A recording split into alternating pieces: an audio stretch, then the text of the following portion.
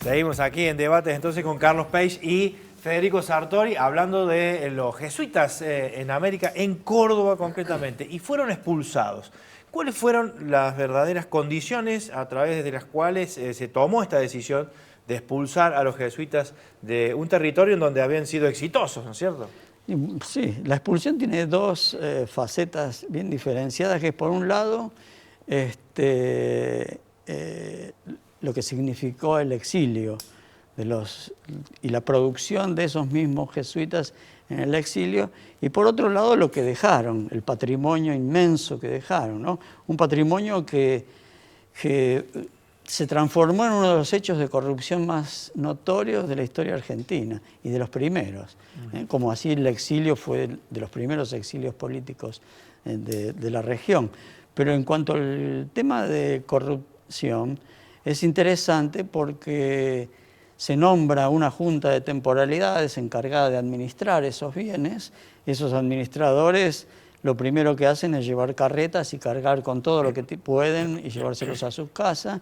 El valor de las estancias comienza a disminuir y, no sé si les suena, ¿qué medida toma la corona? Bueno, hay que vender esto, que ya no lo podemos mantener ni se puede autosustentar. ¿Quién lo compran? Los mismos funcionarios del gobierno. A plazo, que nunca pagan y que la Revolución de Mayo termina blanqueando, no en todos los casos, pero en la mayoría, y dejan de pagar, y no se pagan. Y por otro lado, lo que te decía del exilio, ¿no? Lo que significó que de repente unos de acá, eran 450 intelectuales, fueran llevados al exilio, donde, bueno, se afincan en Faenza y siguen funcionando como provincia del Paraguay. Es decir, se traslada la provincia del Paraguay a Faenza, donde sigue funcionando el Colegio Máximo, el noviciado, es decir, todas las funciones y distribuciones que tenían en Córdoba las siguen teniendo allá y siguen llamándose provincia del Paraguay hasta que Carlos III se enoja y les dice no pueden llevar los nombres de Paraguay, nombran los provinciales, 3 provinciales hubo en el exilio, y no, entonces se va a llamar provincia de San José. Y hasta que, bueno, la extinción, que eso es una resolución del Papa que termina con la Compañía de Jesús como orden religiosa y ahí ya desaparecen.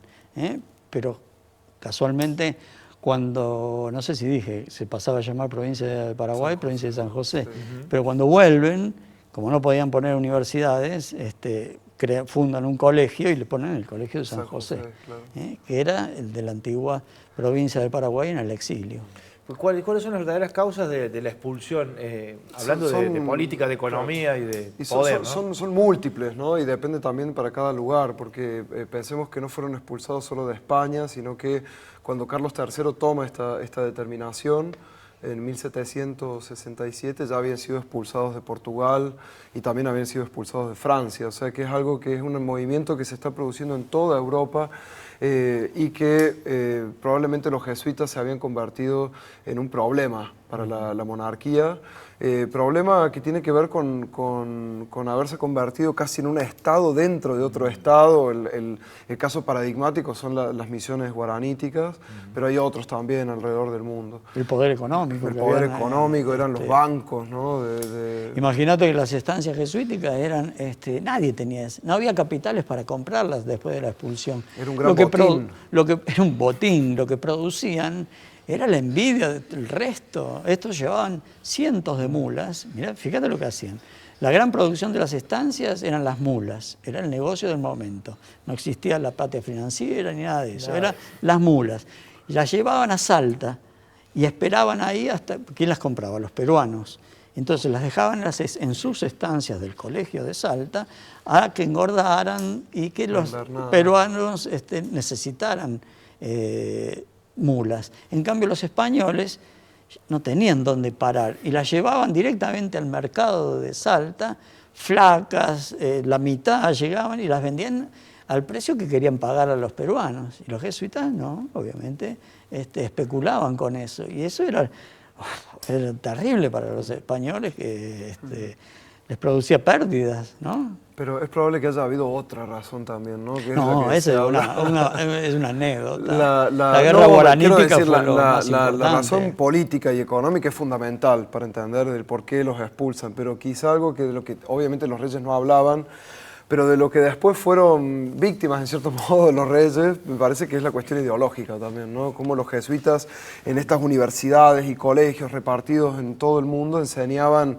de manera liberal y con ideas que de algún modo interpelaban el poder de la monarquía, ¿no? Ellos, es muy conocido ahora entre los historiadores esta idea de la neoescolástica española, esa filosofía jesuítica del siglo XVI que termina instalándose en todos los colegios y universidades jesuíticas del mundo, que cambiaba de algún modo la idea de la concepción del origen del poder. Y el origen del poder se lo otorgaba obviamente a Dios porque pertenecían a la Iglesia Católica, pero se lo entregaba al pueblo para que se autogobernase a través de la figura de un monarca.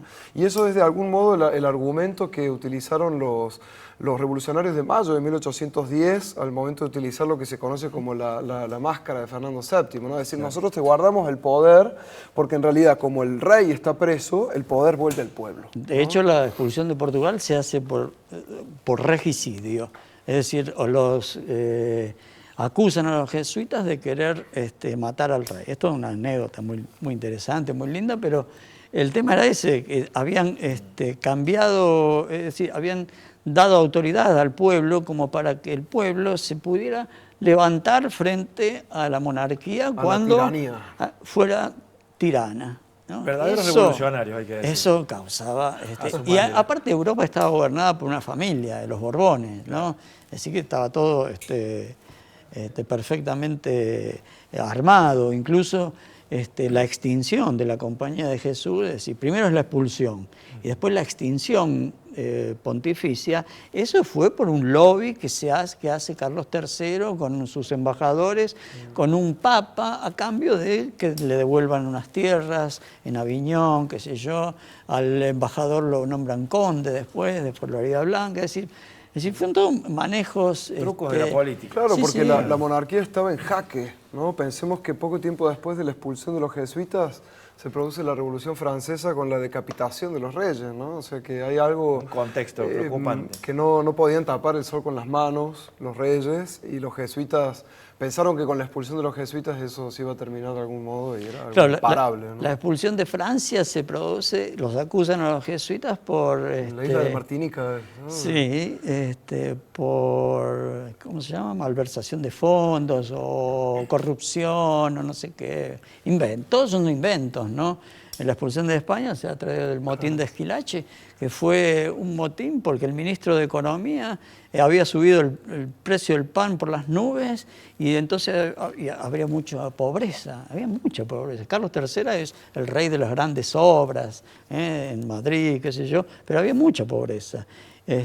Y culpa de la pobreza es que vienen los robos, entonces todos que se vestían con capas y sombreros de alas anchas, los obligan, y habían puesto puestos en las calles, a cortarle el ala ancha del sombrero y las capas, porque eso con eso decían que los bandidos se cubrían, y bueno, todas macanas, pero que justificaban en su momento la expulsión, aunque parezca mentira.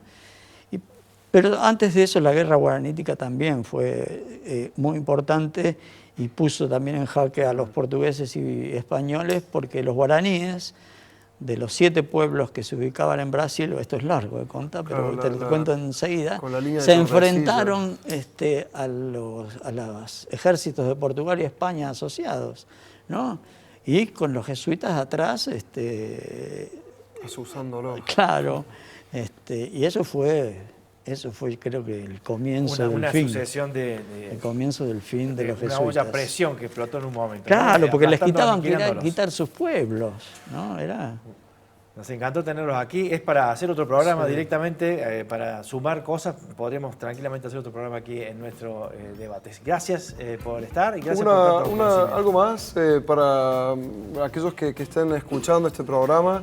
Hablábamos al principio que muchos del patrimonio jesuítico de Córdoba está descuidado, algunas de las estancias están Se caen los techos. Se caen los techos, están en mal estado, etc. Yo creo que lo que cada uno puede hacer como ciudadano es visitar esos lugares, conocerlos, hacer de turista también al interior de la provincia, porque de ese modo es la única manera que tenemos de valorar y que los gobernantes entiendan que es un patrimonio que es de todos y que habla de nuestra historia y que nosotros tenemos que ser los primeros en aprovechar, en disfrutar, en visitar, en conocer. Son 5 estancias maravillosas en los alrededores de Córdoba, claro. Altagracia al sur, Santa Catalina, Carolla, Jesús María y la Candelaria al norte y la Manzana Jesuítica en el centro de la ciudad.